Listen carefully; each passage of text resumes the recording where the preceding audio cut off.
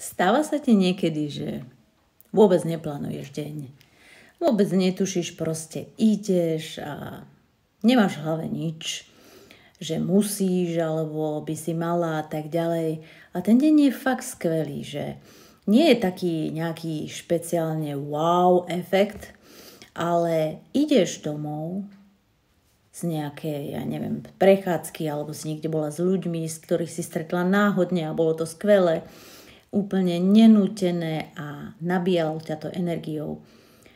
A prídeš domov a máš fakt, že dobrý pocit. Taký ako keby z ničoho, pretože nič extrémne úžasné sa nestalo. Aj keď je to úžasné, čo sa práve stalo, pretože ty si vôbec nič neplánovala. Nemala si žiadne očakávania. A čo sa stalo? Deň bol skvelý.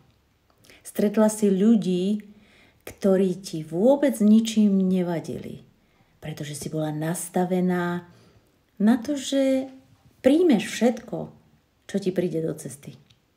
Tým, že si neplánovala deň, že si nemala tie očakávania, vtedy si bola schopná prijať všetko. Možno ti toto moje uvedomenie alebo taký vhľad dá niečo, aby si na budúce, keď ráno staneš, teda napríklad hneď zajtra, neplánovala. Ja viem, že všetci máme v hlave to, že musím plánovať, lebo musím to, musím hento, musím tamto. Ale prílišné plánovanie všetkého na čas a musíš stihnúť strašne veľa, naozaj musíš.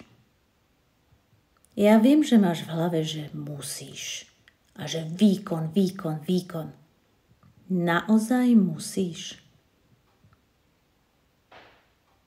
Ja sa vážne pýtam a ešte raz. Naozaj musíš? Úplne všetko? Uži si zajtrajší deň. Alebo ten dnešný. Uži si každý jeden. Pretože je to dar, ktorým plytváme. Absolútne plytváme a tečie nám cez prsty náš život. Môj dnešný deň bol naozaj výborný. A ten tvoj? A nezabúdaj. Naozaj musíš? Maj skvelý deň.